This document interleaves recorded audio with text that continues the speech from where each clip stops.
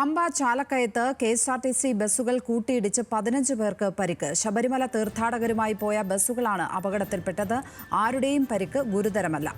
വിവരങ്ങളുമായി പത്തനംതിട്ടയിൽ നിന്ന് ശ്രീരാജ് ബാബു ചേരുന്നു. ശ്രീരാജ്, വാഹനാപകട വാർത്തകൾ ആവർത്തിക്കുകയാണ്. ഈ അപകടത്തിൽ എന്താണ് സംഭവിച്ചത്? എന്താണ് അപകടമുണ്ടാക്കിയത്?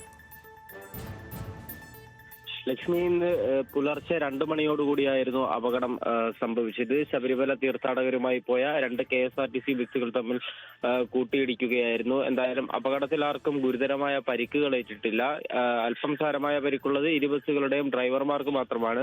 ഈ പരിക്കേറ്റവർക്കെല്ലാം തന്നെ പ്രാഥമിക ചികിത്സ നൽകിയിട്ടുണ്ട്. മറ്റ് പ്രശ്നങ്ങളൊന്നും നിലവിലില്ല. ബസ്സുകളുടെ മുൻഭാഗങ്ങൾ ഒരു ബസ്സിന്റെ മുൻഭാഗം ഏകദേശം 70% തകരുകയും മറ്റൊരു ബസ്സിന്റെ മുൻഭാഗത്തും സാരമായ വാഹനാപകടത്തിൽ തകരുന്ന സാഹചര്യം ഉണ്ടായിട്ടുണ്ട്. എന്തായാലും ആശ്വാസകരമായ കാര്യം, ആർക്കും ഗുരുതരമായ പരിക്കുകളൊന്നും തന്നെ ഇല്ല. 15 പേർക്കാണ് ആകെ പരിക്കുള്ളത്. ഡ്രൈവർമാരും അതുപോലെ തന്നെ ശബരിമല തീർത്ഥാടകരും ഉൾപ്പെടെ 15 പേർക്ക് പരിക്കേറ്റിട്ടുണ്ട്. പമ്പ ചാലക്കയത്തായിരുന്നു പുലർച്ചെ 2 മണിയോടുകൂടി അപകടം സംഭവിച്ചത്. ലക്ഷ്മി.